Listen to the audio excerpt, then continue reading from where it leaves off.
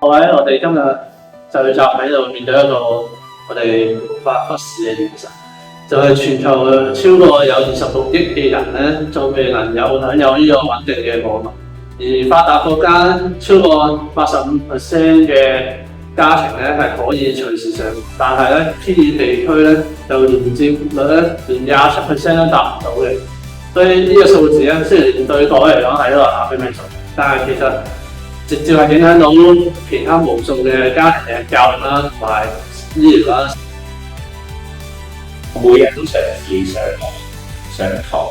但係成日都遇到啲唔錯資料無法下載嘅情況。嗰啲應該幫我進步嘅，我反而成為我呢個學習最大嘅障礙。我見到村入邊嘅其他學生個個都唔係幾好嘅，因為我同埋連做功課都覺得難。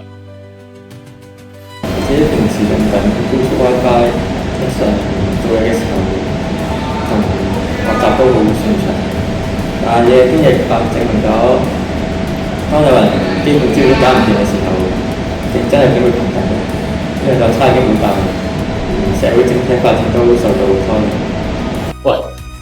你哋話啲數據係真實，全球改善數網字嘅大約需要5000億美金，呢啲數據睇落好似係誇大咗。偏遠地區差唔多都係本外部技術落後，冇乜改善，不過係空談㗎。但係呢啲數據咧由呢個國際電訊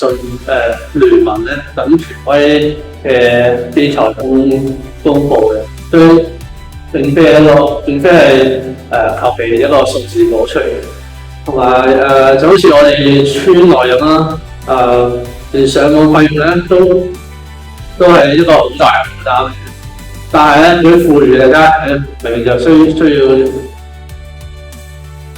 佢哋嘅收入嘅1%咧就可以有呢個無限上網，但係我哋呢度咧，我哋需要起碼10%，即係我哋10%嘅呢個工資咧，去呢個俾錢嘅，所以其實家庭係無法接受到即係負擔呢啲咁嘅錢嘅，即係連細路嘅基本嘅資源咧都係一個空缺。我記得上有一位同學因為誤差，連醫生嘅線上諮詢都冇辦法實現醫上，結果病情惡化。呢啲嘢對我哋嚟講真係平時一事。其實唔單止係學習、醫療、經濟呢啲嘢都會受到影響。至少呢個數字可以創造到6.7億兆美元嘅增值，改善設施可以解決到無數生命。喂，但係呢啲問題係咪即係咁嚴重定係即係普通部分現象啊？我未見過咁多證據話顯示偏遠社區咧，即係咁慘。我哋其實咧就唔係隨便講嘅，而係有根有據同埋去調查得出嚟嘅一個數據嚟嘅。所以其實呢啲咁嘅數位後咧，係會令到嗰啲唔富裕嘅家庭咧就學習受阻啦，醫療嗰個差啦，同埋甚至咧經濟發展咧都係停滯嘅，所以呢啲都係事實。同埋你自己去網上睇下佢啲真正嘅數據咧，同埋大家去親身去見到個案例咧，你根本就知呢啲係真係你冇辦法講法。而家我哋唔可以再將個問題放喺數字度，我哋應該要行動，用適合偏遠地區嘅低成本衛星網絡方案，令到大家都可以接駁到世界。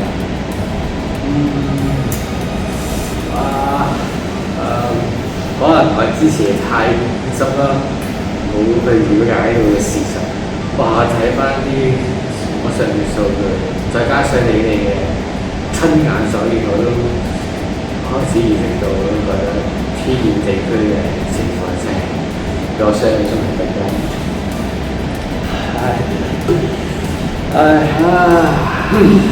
所以咧，為咗揾錢之後有咩況咧？我哋咧就建議咧就同本地嘅電訊商咧就合作，而去逐步去提升而家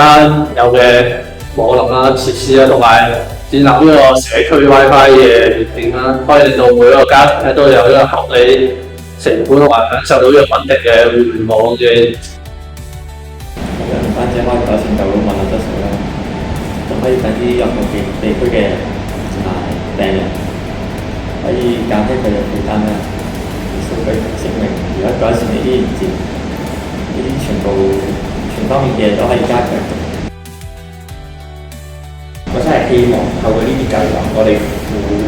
哋村入面唔會再有因為網絡嘅問題而失去機會。每個細路嘅都應該平等接觸呢個知識，每個家庭都唔會因為高價免費而可能。好，我承認，今日我見到嘅同你哋嗰啲咁嘅真誠觸動到我。好，我放低而家嘅推動呢個改變，大家一齊心，肯定可以改變到呢個。OK， 所以咧，我哋今日呢啲嘅討論嘅行動咧，就只係改變一開始，但係直接影響到數以億計嘅家庭嘅生活咧，教育同健康咧，我哋每一個年紀咧都係代表咗更好嘅未來。